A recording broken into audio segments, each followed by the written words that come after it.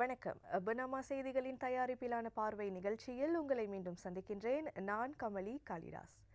இலக்கை அடைவதற்காக பயணிப்பவர்கள் ஒரு ரகம் என்றால், பயணிப்பதற்காகவே வாழ்க்கையை உருவாக்கிக் கொள்பவர்கள் மற்றொரு ரகம். அந்த வரிசையில் தனி பயணி எனப்படும் சோலோ பைக் ரைடர்ஸின் குறிக்கோள் தனித்துவமிக்கது. அப்படிப்பட்ட ஒரு தனித்துவமான மனிதரை தான் இன்றைய நிகழ்ச்சியில் நாம் சந்திக்கவிருக்கின்றோம். அதாவது இந்த சோலோ பைக் ரைடிங் என்பது ஒரு பொழுதுபோக்கா அல்லது அது ஒரு வாழ்க்கை முறையா? இந்த பயணம் அவருடைய வாழ்க்கையையும் சிந்தனையையும் எவ்வாறு மாற்றியது? இது குறித்த தகவல்களை நம்மோடு பகிர்ந்து கொள்வதற்காக இன்று அரங்கில் நம்மோடு இணைந்திருக்கின்றார் தனிப்பயணி கதிரவன் சுப்ராயன். அவரோடு பேசுவோம். வணக்கம் சார். வணக்கம். எப்படி இருக்கீங்க?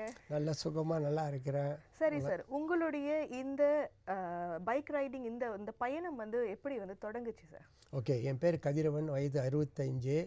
நான் புக்கிட் அசகான் தோட்டம் அசான் மலாக்காவில் பிறந்து புக்கிட் அசகான் தோட்டம் தமிழ் பள்ளியில் படித்து ஜாஸ்தினில் இடைநிலை படி முடித்து அப்புறம் மின்சார தொழிலில் படிச்சுட்டு கைத்தொழில் உனை கற்றுக்கொள் கவலை உனக்குள்ளே ஒப்புக்கொள் என்ற அந்த இதுக்கு ஏற்றது மாதிரி அதில் படித்து எல்லாம் வந்து அப்புறம் என்னுடைய பிரயாணம் வந்துட்டு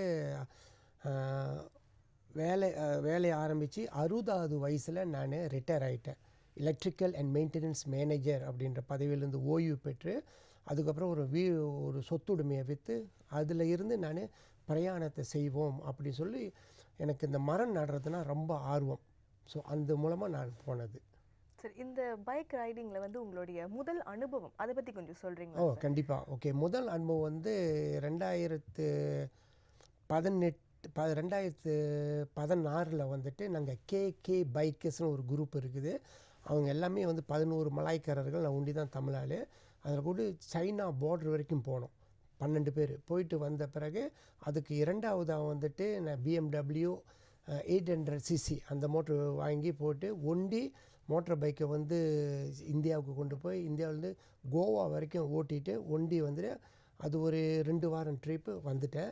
அப்புறம் 3வது தடவை தான் இதே BMW மோட்ரு பைக்கு 2017 வாங்கினேன். 2018 என்னுடைய தனி பயணமாக Malaysia, Thailand, Myanmar, India, Bhutan, Nepal, Pakistan, India வடக்கு கிழக்கு தெற்கு மேற்கு எல்லாம் சுற்றிட்டு 22,000 கிலோமீட்ரு 52 நாளில் முடிச்சுட்டு அப்போ 2 மரம் நட்டேன். வாய்ப்பு நிறைய இடத்துல கேட்டேன். சரி, 2 மரம் நடுறதுக்கு வாய்ப்பு கிடச்சிது.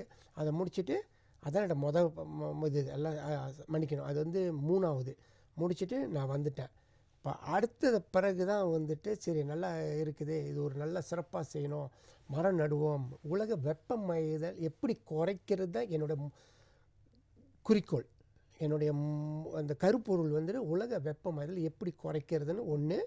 இரண்டாவது, மலேசியா சிறந்த நாடு, அது எப்படி நம்ம மற்றவங்களுக்கு உலக நாட்டுக்கு விரிவுபடுத்த அவங்க கண்களுக்கு மலேசியா பற்றி விரிவுபடுத்தணும்னு சொல்லி ப்ரொமோட்டிங் ஆங்கிலத்தை சொல்லும். அது நான் செஞ்சுக்கிட்டு இருந்தேன். அதாவது சார், ஒரு மலாய்க்காரர்கள் அடங்கிய ஒரு குழுவில் ஒரு இந்தியராக நீங்கள் பயணித்ததே மிகப்பெரிய ஒரு விஷயம் அப்படின்னு தான் சொல்லுவேன். ஏன்னா நீங்கள் ஒரே இந்தியர் அப்படின்னு சொல்லியிருந்தீங்க இல்லையா? சரி, அதே போல் முதல்ல நீங்கள் பேசும்போது உங்களுக்கு 65 வயது அப்படின்னு சொல்லியிருந்தீங்க. 62வது வயதில் தான் உங்களுக்கு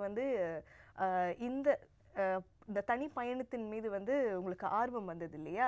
சரி, இந்த ஆர்வம் எங்கிருந்து வந்தது? எப்படி உங்களுக்கு இப்படி ஒரு பயணம் நம்ம செய்யணும் அப்படின்ற அந்த ஒரு எண்ணம் உங்களுக்கு தோன்றுச்சு சார்? ஓகே, எனக்கு ஆரம்பத்தில் இந்த மரம்ன்றது எப்படி வந்துச்சுன்னா, நாங்கள் தோட்டப்புறத்தில் புக்கிட் அசகான் தோட்டம் எஸ்டேட் இருந்ததுனால அப்போ வருமானம் குறைவு. அப்போ அப்பா என்ன செஞ்சு தோட்டம் போட்டிருந்தார். அப்போ கொள்ளைன்னு சொல்லுவாங்களே, அந்த கொள்ளையில் கிணறு வெட்டியிருப்பாங்க, வெத்தலை தோட்டம், அப்புறம் புயலையும் நட்டுருந்தாங்க, அப்புறம் காய்கறிகள், அப்புறம் கீரை வகைகள் இதெல்லாம் கட்டினாங்க. அப்போ தடும்போது அப்பா சொல்லுவார், இந்த கீரையெல்லாம் பச்சையை சாப்பிட்டா ரொம்ப கண்ணுக்கு நல்லது, கண்ணுக்கு பார்வைக்கு நல்லது.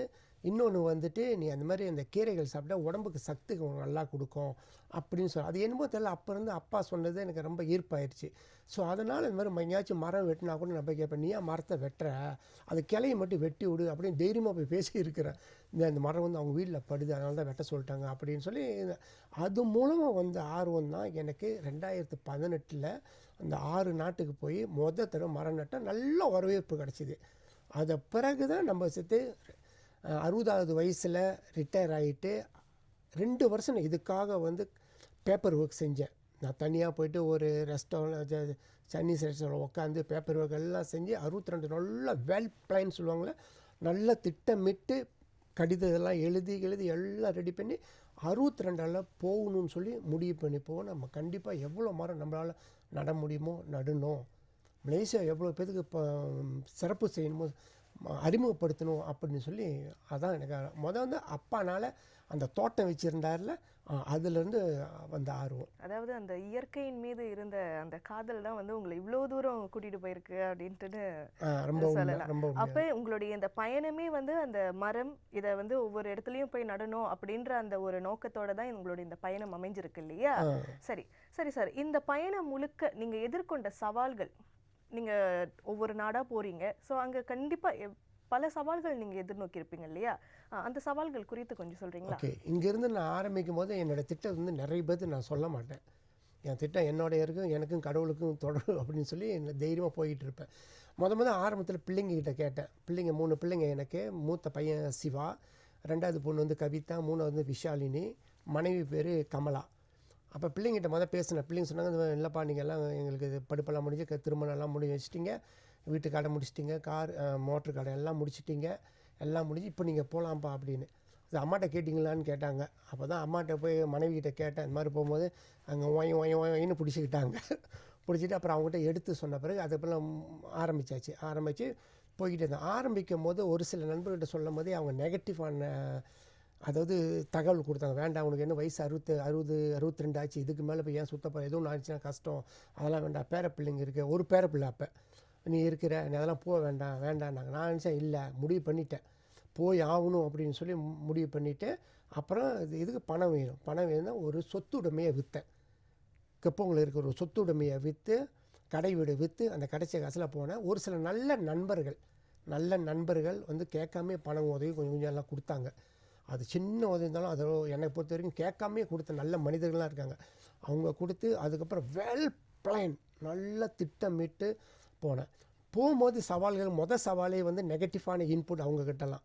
போக வேண்டாம், உனக்கு வயசு 62 ஆச்சு, அதுக்கு மேலே நீ போகக்கூடாது, உடம்பு சரியாகும், அது ஒரு விபத்தாயிரும், யாரும் பார்க்க ஆள் இல்லை, ஒன்று சொல்ல.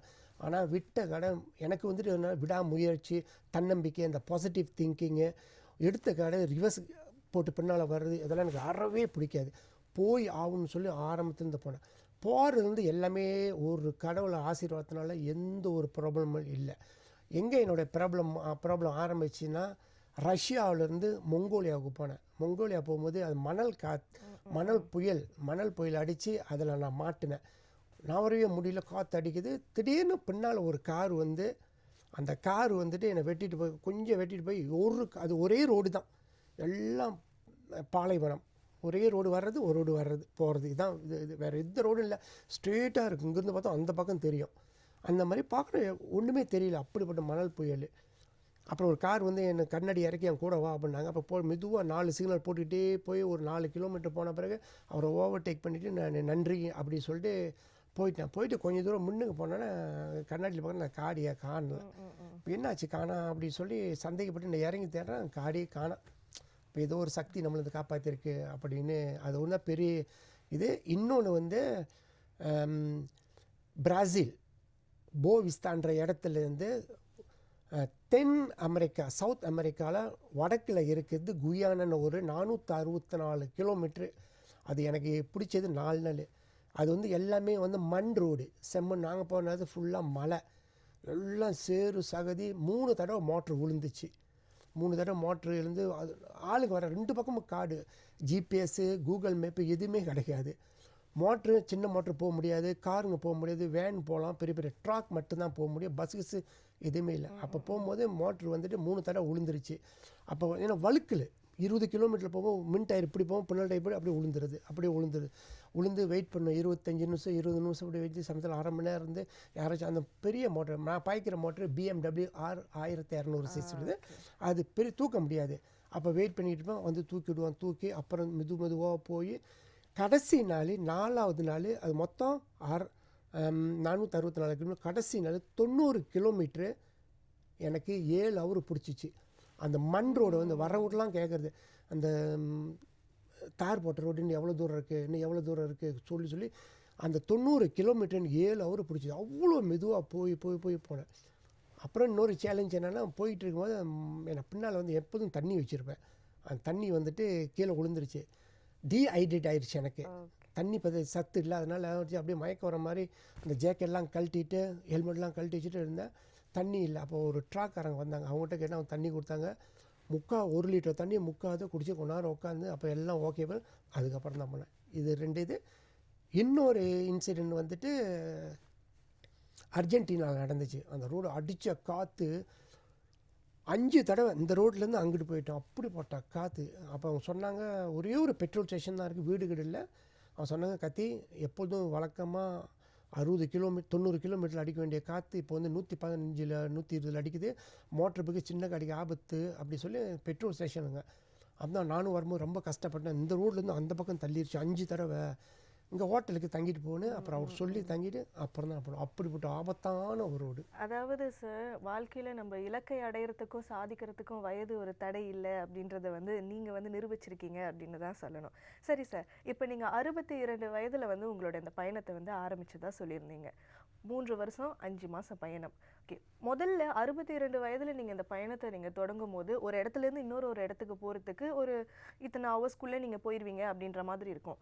வயது ஏற ஏற ஏற கண்டிப்பாக அந்த பயணத்துடைய தூரமும் வந்து அதிகரிச்சுக்கிட்டே போகும் இல்லையா? அதை பற்றி கொஞ்சம் சொல்லுங்கள் சார். ஓகே, ஆரம்பத்தில் வந்துட்டு 2014 அந்த மலாய் நண்பர்கள் போகும்போதெல்லாம் அப்போ ரொம்ப எக்ரெசிவ் நல்லா இருந்துச்சு எல்லாம் இது. அப்புறம் அடுத்தது BMW 800cc போகும்போது கோவா வரைக்கும் போனல. அது கூட சின்ன வயசு தான். அப்புறம் இப்போ 2018 போகும்போது வயசு கொஞ்சம் ஏறிச்சு.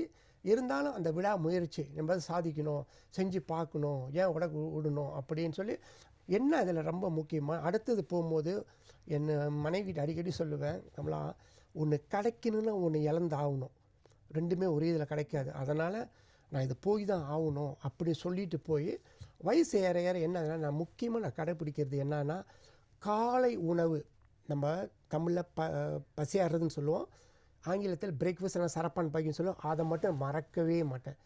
எனக்கு டயபெட்டிஸ் இருக்குது, இனிப்பு நீர் மருந்தெல்லாம் கரெக்டாக எடுத்துடும். காலை பசியார மட்டும் மறக்கவே மாட்டேன். அந்த மதிய உணவு வந்து சமயத்தில் கொஞ்சம் லேட்டு இது ஆகும், அது பிரச்சனை இல்லை. ஐஸ் க்யூப் போட்ட தண்ணியை குடிக்கவே மாட்டேன். ஐஸ் க்யூப் போட்டு ரொம்ப ஜில்லு அதை குடிக்கவே மாட்டேன். 2வது எனக்கு மது பழக்கம், அப்புறம் 2வது சிகரெட் குடிக்க அறவே கிடையாது. ஸோ இந்த மாதிரி கரெக்டாக போயிடுவேன், கரெக்டான டைமில் படுத்துருவேன். ஆனால் அப்போ கூட இந்த வயசு காரணத்தினால சமயத்தில் வந்துட்டு மணி 3 மணிக்கு இதெல்லாம் முழுப்பு வந்துடும். உடனே இதை வாட்ஸ்அப் ஏதாவது ரீல்ஸ் இது கொஞ்சம் நேரம் பார்த்து திரும்பி தூங்குவேன். ஸோ அந்த மாதிரி போய்கிட்டே இருப்பேன். அந்த அந்த வயசுக்கு தகுந்த மாதிரி இதை நம்ம சோர்ந்து போவோம். அப்போ அந்த எண்ணமே இல்லை, சரியான சாப்பாடு எடுத்துகிட்டு கரெக்டாக போய்கிட்டு சரி சார். சார், 1223 நாளில் நீங்கள் வந்து 109 நாடுகள் வந்து பயணம் பண்ணியிருக்கீங்க இல்லையா? உங்களோட இந்த பயணம் எங்கே தொடங்குச்சு, எங்கே முடிஞ்சது சார்? ஓகே, நான் ஆரம்பித்தது வந்து அந்த பத்திரிகை வளாகத்தில் தமன் பத்திரிகை வரைக்கும் தடலில் அது பிரமுகர்கள்லாம் வந்தாங்க. வந்து அப்புறம் நண்பர்கள்லாம் வந்து வழி அனுப்பி வச்சாங்க. மலேசியாவிலேருந்து வந்து நான் சிங்கப்பூர் போனேன். சிங்கப்பூர்லேருந்து இந்தோனேசியா, திமோர் லெஸ்தி, ஆஸ்திரேலியா வந்து ஓகே. இந்த மோட்டரை பற்றி நான் கொஞ்சம் சொல்கிறேன். நான் வந்து முழுக்க மலாக்காவில் பிறந்த ஆள். மலாக்காவில் பிறந்து தமிழ் பள்ளி வந்து அசகான் முகேஷ்கான் தமிழ் பள்ளியில் படித்து ஜாசின் மலாக்காவில் படித்து அப்புறம் அங்கே வந்தனால அந்த மலாக்காவை கண்டுபிடிச்சார். 1402 வருஷத்தில் மலாக்காவை கண்டுபிடிச்சது பரமேஸ்வரா என்ற மன்னர் தான் ஆரம்பத்தில் கண்டுபிடிச்சார். அதனால் என்னுடைய மோட்டார் சைக்கிள் பேர் வந்து பரமேஸ்வரான்னு வச்சுருக்கிறேன். அதை அங்கே வச்சுட்டு இப்போ அதில் இருந்து அப்புறம் இந்தோனேஷியாவிலேருந்து திமோர்-லெஸ்டேலேருந்து பரமேஸ்வரா எடுத்துகிட்டு தண்ணி கப்பல் மூலமாக ஆஸ்திரேலியாவுக்கு கொண்டு போனேன். ஆஸ்திரேலியாவில் முடிச்சுட்டு ஃப்ளைட் மூலமாக பரமேஸ்வரை விமானத்தில் ஏற்றி ஜப்பானுக்கு போனேன். ஜப்பானில் முக்கியமாக 4 தீவு இருக்குது, ஒக்காய்டோ, ஒன்சு, சிக்குகு, கியூஷு. அதை முடிச்சுட்டு அங்கேருந்து ஃபேரி எடுத்து என்னது பேர் சவுத் கொரியா, தென்கொரியாவிலேருந்து ஃபேரி எடுத்து ரஷ்யாவுக்கு போனேன். ரஷ்யாவில் போயிட்டு இருக்கும்போது மொங்கோலியா போயிட்டு மொங்கோலியாவில் திரும்பி ரஷ்யாவுக்கு வந்து மோஸ்கோ, சென்ட் பீட்டர்பர்க் போகிறது. அப்புறம் Finland, Sweden, Norway, Denmark, Russia, Czechoslovakia இதெல்லாம் பாதி யூரோப்பை முடிச்சுட்டு பாதி தான் ஃபுல்லாக. ஏன்னா ஞாபகம் வச்சுங்க, நம்ம மலேசியா நாட்டில் உள்ளவங்க சென்சன் கண்ட்ரிக்கு போகிறதுக்கு 90 நாள் வீசா ஃப்ரீ.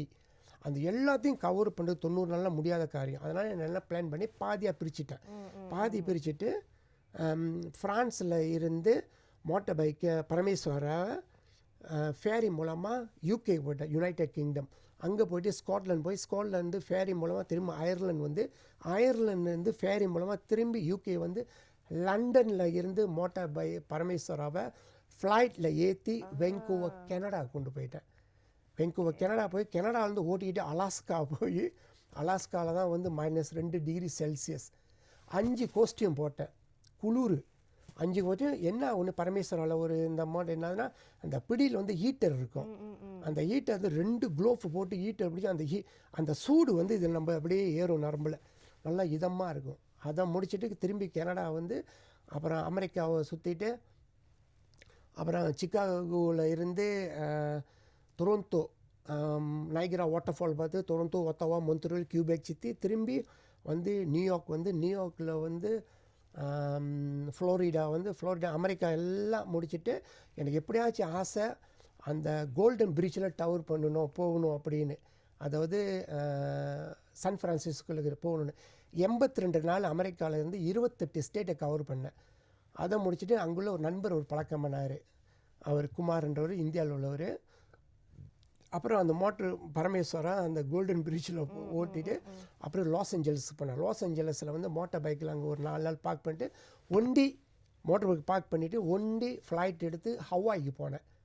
ஹவாய்க்கு போகிறதுக்கு ஒரு $300 தான். அதே மலேசியாவிலேருந்து ஹவாய் போனால் 13,000 வெள்ளி. ஸோ சந்தர்ப்ப கடவை காற்றுள்ள பற்றி தூத்திக்கொன்ற மாதிரி டக்குன்னு அதை போய் பார்த்துட்டு அங்கேருந்து வந்து திரும்பி அப்புறம் மத்திய அமெரிக்கானா மெக்சிகோவில் பரமேஸ்வரா பார்க் பண்ணிவிட்டு 12 நாள் அங்கேருந்து பிரயாணம் செஞ்சு கியூபாவுக்கு போனேன். கியூபாவில் மலேசியா எம்பசியை பார்த்தேன். அங்கே 2 மரம் நட்டுட்டு அங்கேருந்து ஃப்ளை பண்ணி பறந்து நேராக ஜமைக்கா போனேன். ஜமைக்காவில் வந்துட்டு மலேசியாவில் உள்ளவர்கள் நல்ல உள்ளங்கள் அன்னாடு எனக்கு பசியாரை செஞ்சு கொடுப்பாங்க. ரசம், சாம்பார், சாடின் குழம்பு, நாசலம்மா, தோசை எல்லாம் 6 நாள் தங்கினேன். நல்லா கவனித்தாங்க. அங்கேருந்து வந்துட்டு திரும்பி அங்கேயும் 3 மரம் நட்டுட்டு அப்புறம் மெக்சிகோ வந்தேன். Mexico, Belize, Guatemala, Honduras, Nicaragua, El Salvador, Costa Rica, Panama இதை எல்லாத்திலும் நாட்டிலையும் மரத்தை நட்டுட்டு அங்கேருந்து அடுத்தது மத்திய அமெரிக்காவுக்கு போனேன். சரி சார், குறுக்கிடுறதுக்கு மன்னிக்கணும். இப்போ ஒவ்வொரு நாட்டோட எல்லையை நீங்கள் கடக்கும்போது வந்து என்ன மாதிரியான சவால்களை நீங்கள் வந்து எதிர்நோக்குனீங்க சார்? ஏன்னா இவ்வளோ நாடுக்கு நீங்கள் பயணம் பண்ணியிருக்கீங்க இல்லையா? கண்டிப்பாக ஒவ்வொரு எல்லையை கடக்கும் போதும் ஒரு மாதிரியான சவால்கள் இருந்திருக்கும். என்ன மாதிரியான சவால்கள் எதிர்கொண்டிருக்கீங்க? அதில் ஏதாவது ஒன்று மறக்க முடியாத ஏதாவது ஒரு சவால் இருக்கா? ஓகே, நான் ரொம்ப பேசுகிறேன், தண்ணி குடிச்சிக்கிறேன்.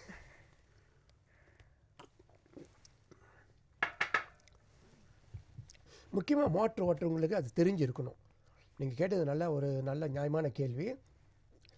நம்ம மனிதர்களை போகும்போது நம்மளுக்கு பாஸ்போர்ட் வேணும். பாஸ்போர்ட் இன், பாஸ்போர்ட் அனுப்புவாங்க. அதே மாதிரி மற்றவங்களுடைய வாகனங்கள், மோட்டார் சைக்கிள் இல்லை ஹோம் கிரவன் வேன் இல்லை ஹோம் மோட்டோஸ் இப்படிலாம் கொண்டு போகிறவங்களுக்கு அவங்களுக்கு கார்னே டி பசாஜ் அப்படின்னு சொல்லுவாங்க.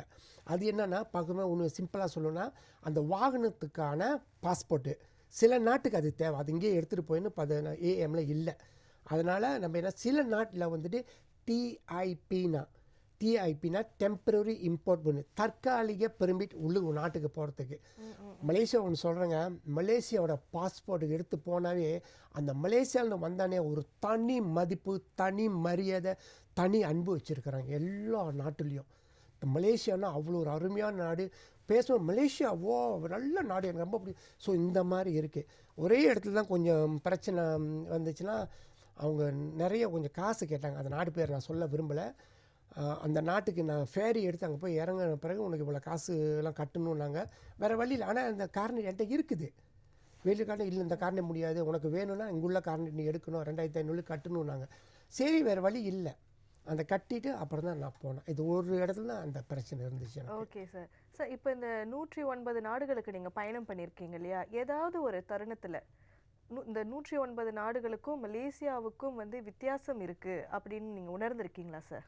ரொம்ப உணர்ந்திருக்கிறேன். மலேசியா என்ன ஆகுதுன்னா, அதாவது என் நாடு நான் தூக்கி பேசணும் அப்படின்னு இல்லை, 109 நாளில் உண்மையாக பேசணும். என் வயசுக்கு உண்மையை தான் பேசணும். என்ன ஆகுதுன்னா மலேசியா வந்து நம்மளுக்கு ரொம்ப பிடிச்சது வந்து ஓகே, இதுக்கு முன்னுக்கு ஒன்று சொல்லிங்க. இப்போ மத்திய அமெரிக்கா, கனடா, யூஎஸ்ஏ இதெல்லாம் கேட்கும்போது நான் வந்து மோட்டர் பைக் பார்க் பண்ணிட்டு அது பின்னால் பிள்ளையிலேருந்து மலேசியா எழுதியிருப்பேன். வந்து கேட்பாங்க, நீ வந்து மலேசியா வந்து வந்திருக்கேன்னு. ஆமான்னு. அப்போ கேட்டு மலேசியா பற்றி கேட்கும்போது நான் சொல்லுவேன், மலேசியாவில் வந்து முக்கியமான 3 இனங்கள் இருக்குது.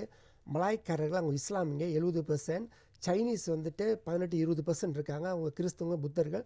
நாங்கள் இந்தியர்கள் வந்து 8% இருக்கிறோம். நாங்கள் வந்து 3 இனமும் இருக்கோம். 3 இனமும் அடிக்கடி சண்டை வருமேன்னு கேட்டாங்க. இல்லை, நீ என்னைக்காவது இதெல்லாம் உண்மை தெரியுங்களா, தொட்டு சொல்கிறேன், இது உண்மை. நான் சொன்னேன், என்றைக்காவது ஒரு மீடியாவில் ஒரு ஏதாச்சும் ஒரு சோஷியல் மீடியாவில் வந்திருக்கியா, மலேசியாவில் இனக்கால வர இவ்வளோ சண்டை வந்துச்சு, இந்த மாதிரிலாம் வந்துச்சு கேள்விப்பட்டு?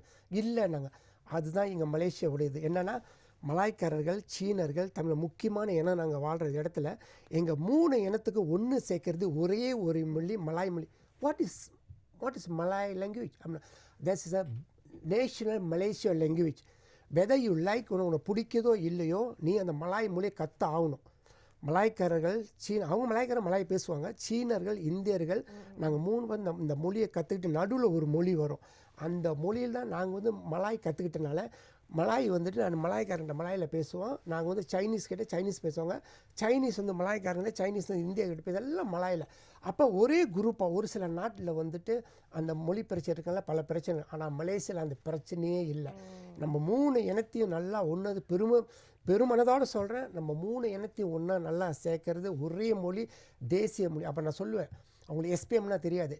16-17 வயசில் வந்து ஒரு பாடம், ஒரு பரீட்சை இருக்குது. அந்த பரீட்சை மலாயி, இங்கிலீஷு, ஜியோகிராஃபி, ஹிஸ்ட்ரி, மேத்தமேட்டிக், அட்மேட்ஸு, அப்புறம் ஃபிசி, பயாலஜி இதெல்லாம் எடுக்கும்போது அந்த மலாய் மொழி நீ வந்து தேர்வு ஆகலைன்னா நீ தோல்வி அடைஞ்சிட்டே அந்த ஹோல் பரீட்சையை நீ ஃபெயில் ஆகிடுவ. ஏன் அப்படின்னாங்க. அது நாங்கள் 3 இனமும் நாங்கள் ஏற்றுக்கிட்டோம். அந்த மாதிரி செஞ்சால் தான் கரெக்டாக படிப்பாங்க. அதனால் எங்களுக்கு பிரச்சனை இல்லை. ஏன்னா பிரச்சனை எங்ககிட்ட இல்லவே இல்லை. எங்கே போனாலும் நாங்கள் வடக்குலேருந்து தெற்குக்கு வந்தால் பொழைச்சிக்குவோம், கிழக்குலேருந்து மேற்கு போனால் நாங்கள் பொழைச்சிக்குவோம். ஏன்னா எல்லாம் ஒரே மொழி நாங்கள் கற்றுக்கிட்டோம். தமிழ் பேச தமிழ் பள்ளி இருக்குது, சீன பள்ளி எல்லாம் இருக்குது. ஆனால் எங்கள் 3 இனத்தையும் இணைக்கிறது ஒரே மொழி. அதை மலாய் மொழி. அருமையான நாடு, சாப்பாட்டுக்கு பஞ்சம் இல்லை. அப்புறம் கேட்பாங்க, உங்கள் நாட்டு சீதோஷனில் எப்படின்னு சில பேருக்கு தெரியாது. நான் உடனே கூகுள் மேப்பை திறந்தது அப்புறம் அங்கே தான் இருக்குது, இதுக்கு கீழே சிங்கப்பூர் இருக்குது. சிங்கப்பூர்னு நிறைய பேர் தெரியுது. அப்போ நான் சொன்னது வந்து எனக்கு சிங்கப்பூர் எல்லாருக்கும் தெரியும். இந்த மேலே தான் எங்கள் நாடு, 1 கிலோமீட்டர் தான் மேலே நாடு. 3 இனமும் ஒத்துமையாக வாழ்கிறோம், ஒரு பிரச்சனை ஒன்றுமே இல்லை.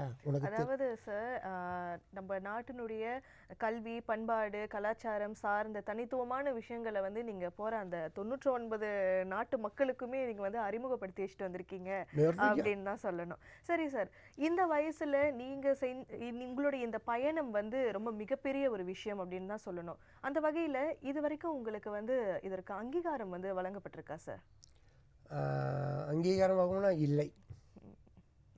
என்ன இல்லை. அது மாதிரி ரொம்ப பெருமதி. நேற்று வந்துட்டு ஆர்டிஎம்லாம் கூப்பிட்டுருந்தாங்க. இன்றைக்கி நீங்கள் பின்னாமா கூப்பிட்டுங்க, அதுக்கு நான் ரொம்ப வாழ்த்து சொல்கிறேன். அப்புறம் மற்ற வானொலி உலைகள்லாம் கூப்பிட்டுருக்குறாங்க. வானொலியே கூப்பிட்டு பேசி முடிஞ்சு கூட்டிட்டுருக்காங்க. ஒரு தமிழ் பத்திரிக்கை வந்திருக்கு. நம்ம மற்றோட அங்கீகாரம்லாம் இன்ன வரைக்கும் இல்லவே இல்லை. அது கொஞ்சம் வருத்தமான விஷயமா இருக்குது. சரி சார், இப்போ இந்த பயணம் வந்து உங்களுக்கு கற்றுக் கொடுத்த மிகப்பெரிய வாழ்க்கை பாடம் என்ன சார்? ஓகே, வாழ்க்கை பாடம் என்னென்னா, போன பிறகு தான் தெரியுது. இது வரைக்கும் நான் போனதுலேருந்து ஒரு சின்ன என்னை மிரட்டுண்டோ, என்கிட்ட வந்து காசு பிடுங்குறதோ, கத்தி வச்சு எதுவுமே கடுகள் கூட இல்லை. டயரு வந்துட்டு இது வரைக்கும் நான் 2,09,000 கிலோமீட்டர் ஓடி இருக்கிறேன்.